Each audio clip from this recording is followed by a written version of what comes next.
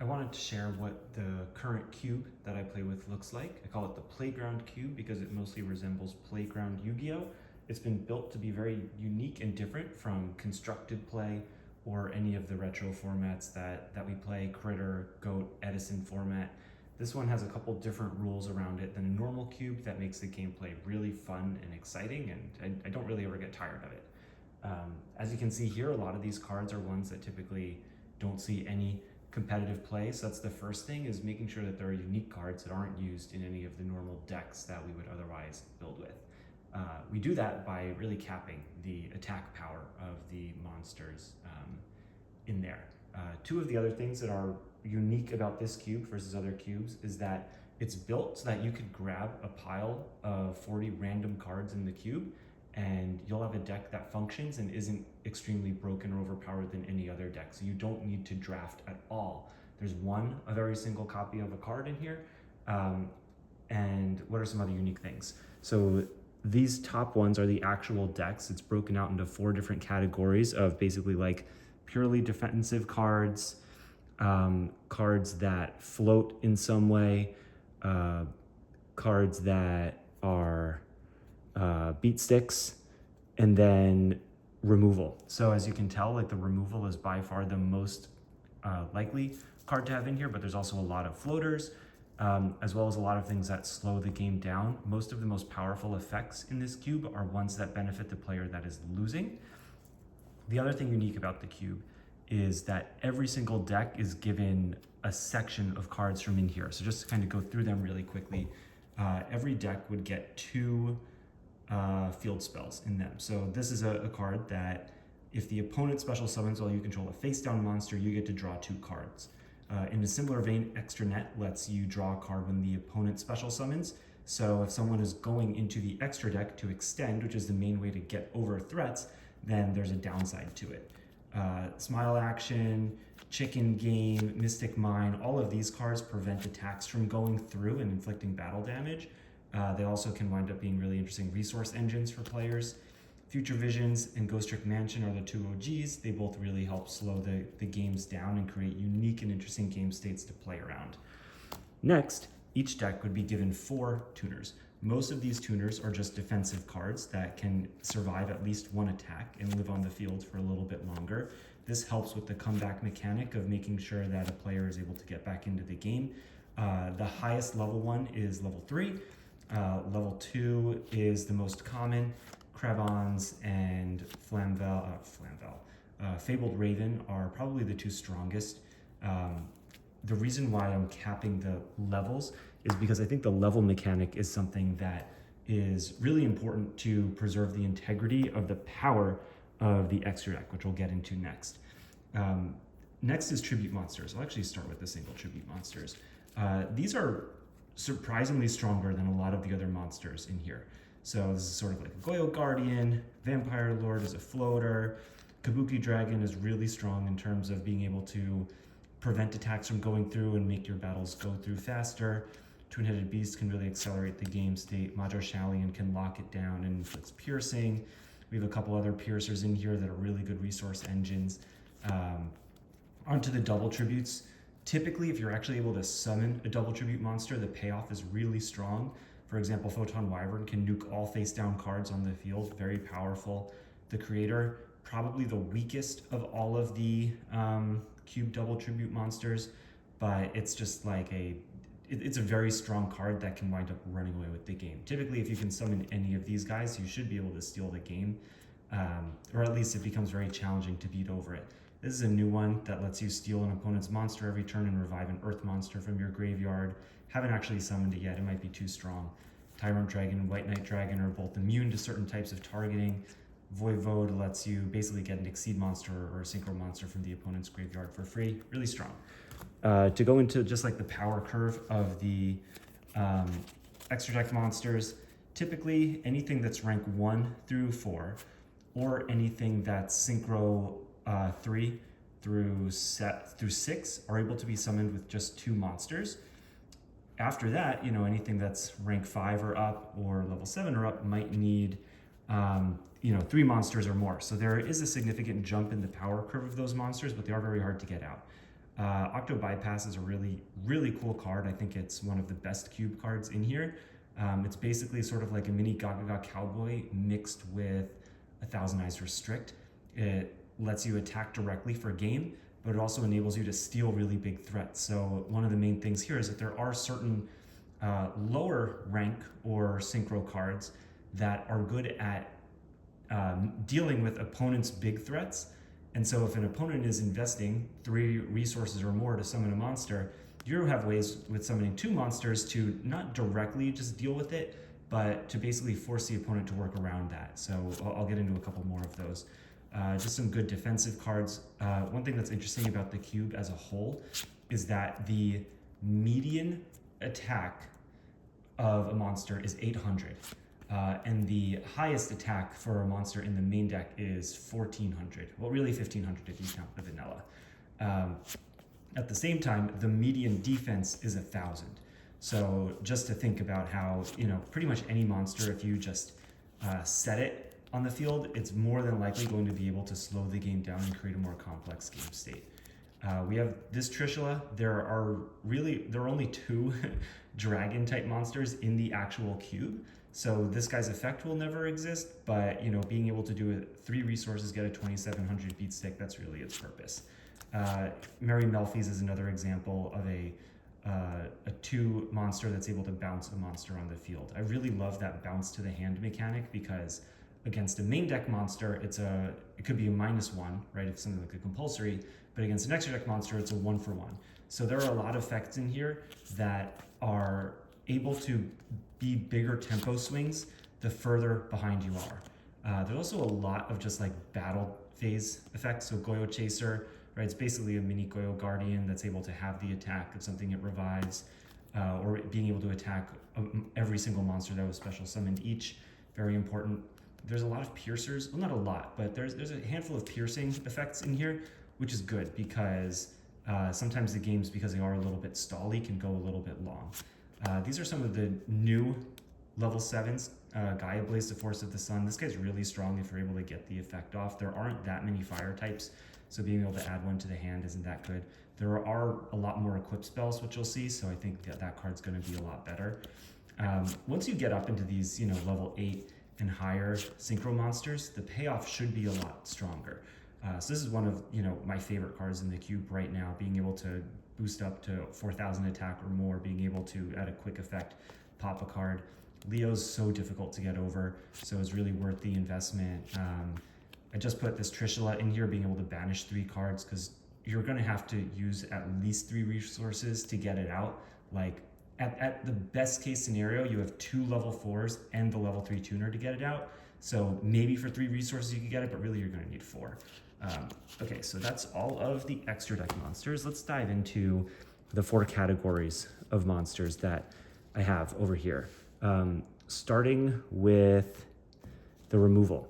So I think Keegan from E3 Yu-Gi-Oh! Was saying that formats are healthy when there's more removal options than there are other sort of resources. There's also nothing in here that creates locks or anything like that, so it's really healthy. It's constantly a dynamic churning over board. So the first thing, this is like the weakest form of removal. It's literally just battle phase changing cards, or battle position changing cards. So basically that's stronger if you are behind. Similarly like Dark Jera, just being able to lower attacks.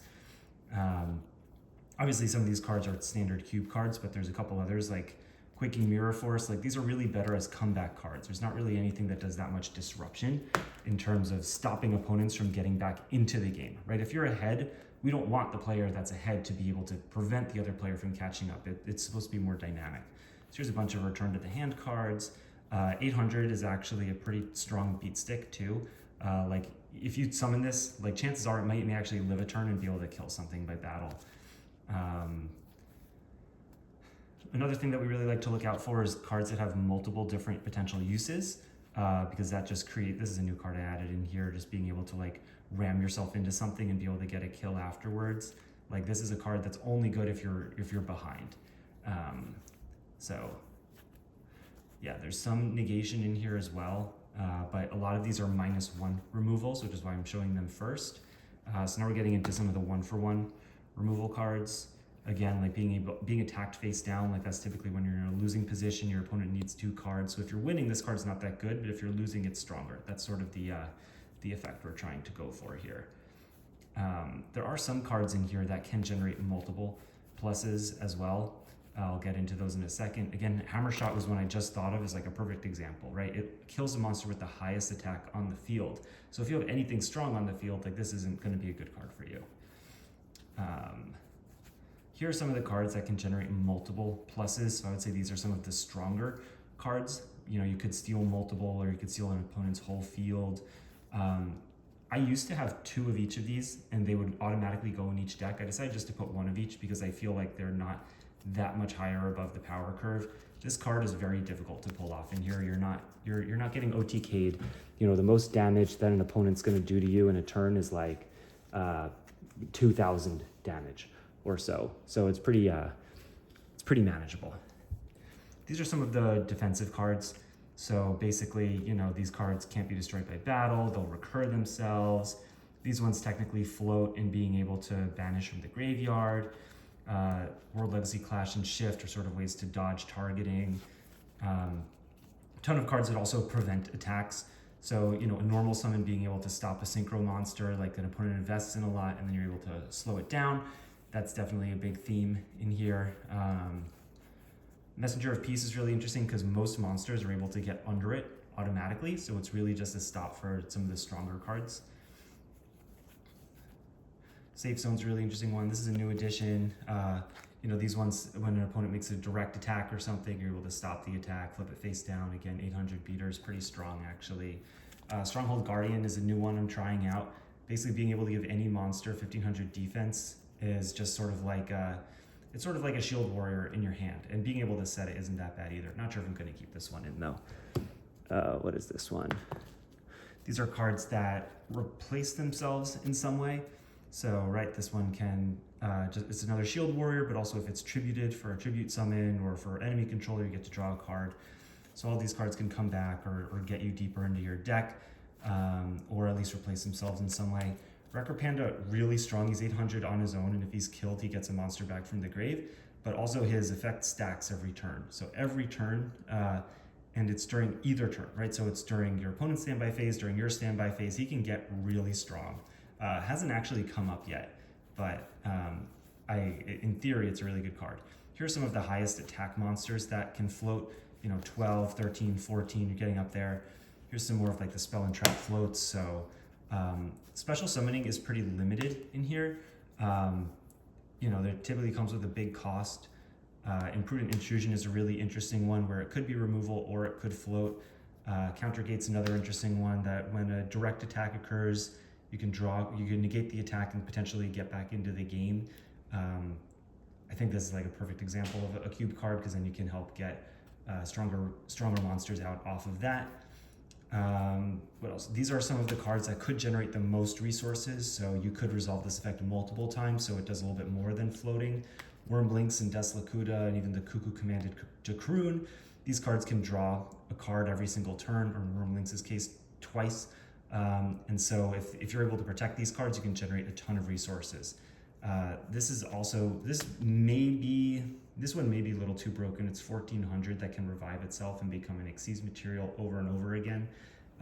It may be a little too powerful, especially in helping you get really high up into the high level synchro monsters, so I may remove it. Last one is just the beaters and the battle phase focused cards.